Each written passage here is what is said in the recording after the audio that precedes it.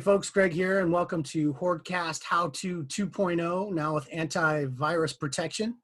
Looking back at my old videos, it's kind of quaint to see that old build, but in terms of new players, it's not terribly useful to see how we used to send blinds because things have changed a lot.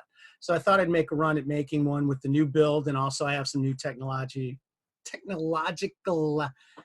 things that I can do here to make that hopefully a little better and more entertaining and informative to look at. So wish me luck and hold on to your butts. So through the magic of screen capture technology, I'm able to go in and show you what I'm actually doing and I'm actually in the app right now. And so here we go. So in the old build, you would send a trade of the same trade to 5 different people. It was kind of a shotgun blast.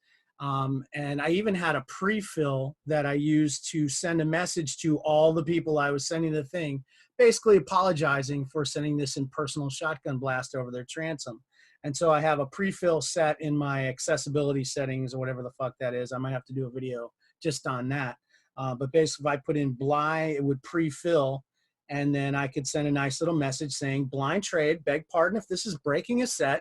I do come behind after sending to correct. So hopefully people will go, oh, hey, this fuck, oh, and then go, oh, okay, wait a minute, I'll wait and see what he's really trying to do here. So that's what I would do in those days. Now the new build's one at a time, so it's a little bit different, but it's more flexible once you actually get into sending the trade. So let's go ahead and take a look at that. Now, first thing I'm going to go for is there's a Reflections card that I traded away to Biggs because he's trying to build his reflection set, and I had a card he needed, and it was a dupe and all that, but it broke a set that I had, and so I'm trying to get that set back together because I want to have multiple complete sets of those, humble brag. So I'm going to go ahead and search up Reflections. And I spelled it right. Usually 99% of the time I write T-flections because I'm an imbecile. Okay, so the Sand Trooper is the one I traded away. And so now I'm going to go and I'm going to look for users. Now, right off the bat, I see a guy with no avatar. Chances are this is a dead account. Chances are very good, but let's go ahead and drill down and take another look. Now, when I go in, I see, again, no avatar. So now I'm going to tap his profile by tapping on the lack of an avatar, and it's going to show me an avatar, but I know that's mine because it's Jana and there's only 3 of those. So if I take a look at this guy's stack and if I sort by date acquired, I'm probably going to see things from the distant past and nothing terribly recent that he's added to his pile in a while. So let's take a look here. Especially down in base is where you can really see if they have a lot of new base, they're probably active, they're probably using the app all along. This guy actually has a little bit of new base, and it's very possible that I might actually be able to complete a trade with him. So I'm going to go ahead and search Reflections, and I'm going to check and see, number one, is that a complete set? If it's a complete set, he's not going to want to break that, and I'm not going to try to be that guy. And I can see right off the bat that he does have the complete set except for the 3PO award, which I'm not going to provide. So that's a single for him, probably not going to be a good to go on trade. So I'm going to go ahead and just cancel out of there and back out. Now, because I tapped on his profile, I'm able to go right back out to the select trade partner stack and see what's up there. So now I see a guy, Flogger23, and he's a baller. He's got a Han Solo avatar. That means he had the Han Solo when that came out. The new vintage came out. He had the vintage Han, so he got an avatar for that. So let's see, can I get something going with him? And again, I'm going to go into profile, go to his stack, and I'm going to look for Reflections and see, is this a dupe or an oddball?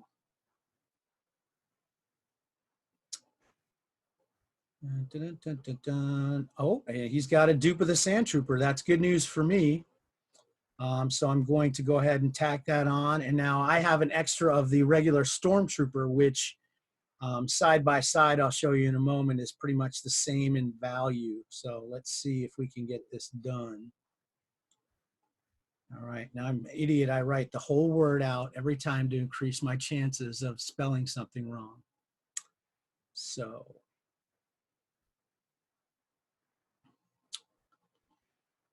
here we go.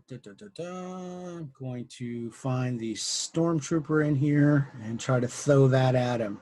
Now, if we just go on purely value basis based off of eBay, if I do a side-by-side comparison of those two cards, the Sand Trooper Reflection goes for around 10 bucks. Stormtrooper goes for around 10 bucks. So it's pretty much a one-to-one deal. Now, I could send that and go, well, that's fair.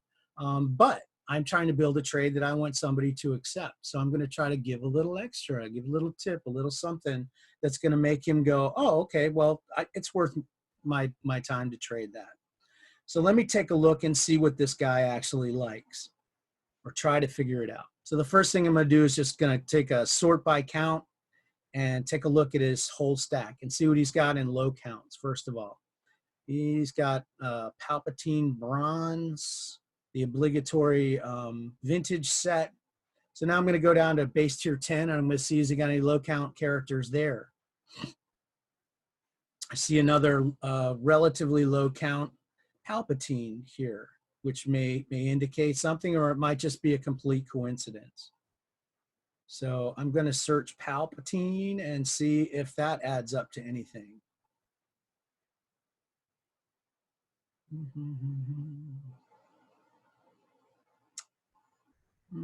It's hard to say. I don't see enough there to really tell me that's his end all be all. One other possibility is I'm going to look and see, is he hoarding anybody? So I'm going to go down to base, sort by duplicates, and see, does he have a hoard? Well, there you go. There's a whole bunch of Emperor there. All right. So now I know this guy likes the Emperor. So I'm going to try to find an Emperor card that's not going to kill me. It's just a little kicker to throw on the pile. And maybe he'll go, oh, I'd like to have that, and I don't mind trading that to get it. So I'm going to go to Palp. Good old Palpy, and see, can I find something that he likes? Sort by count, sort by cards he needs. You can't have that award. You're not getting those signatures. Now, let's see. Here's a purple oddball card from what set is this? This is Chrome. It's a pretty low count. It's a super rare, but it's like the back of Palpatine's head. It's more of an Anakin card than anything else. So maybe I'll take another look. I'll throw that on the stack just in case I don't see anything better. But it's kind of a hint of Palpatine more than a Palpatine. Now here's a nice Palpatine, and that is a 250 count. I can't remember what the name of that set is. Galaxy Nouveau. And it's a pretty cool Palpatine card too. So I think I'm going to throw that instead as a tip, because I don't care about it. That's just something that just came over my transom in some other trade, probably a kicker and something else. So that's a pretty decent looking trade, and I'm pretty happy with that. And then I always have a pre-fill as a nice little greeting to try to kick off communication. And so I am going to say TX, which is thanks. And it says, I'm always open to counters, communication, and kooky hijinks. So thanks for considering. And that's basically my little friendly greeting to let them know, hey, if you don't like it, I'm a goofy guy, and maybe you would like to send a counter or just talk to me and learn about me, and I'll learn about you and become best friends. And we'll go on a cruise or something. And one thing I didn't look very closely at was this guy has a ton of Slave Leia stuff in his favorites. So that may have been a direction to go to as well. But we'll see. We'll see if anything comes back on the counter. So what I've done there is basically I've gauged value. I've looked at the other person's collection to see what it is that they like and try to find something to put that over into the accept column. And now it's just a matter of waiting. It's out there. So if I want to, I can go back out, and I can back all the way out, same list as I had before. Or if I want to, I can go ahead and refresh that and bring up a whole bunch of new people. With a card like this, where there's hundreds and hundreds of them in circulation, it's relatively easy to eventually find somebody that will be willing to trade that card. So get out there, start sending blinds that make sense to the other person, so they'll hopefully accept, and build your collection that way. It's a fantastic tool for anybody to use. Good luck. Goodbye, you suck. Goodbye.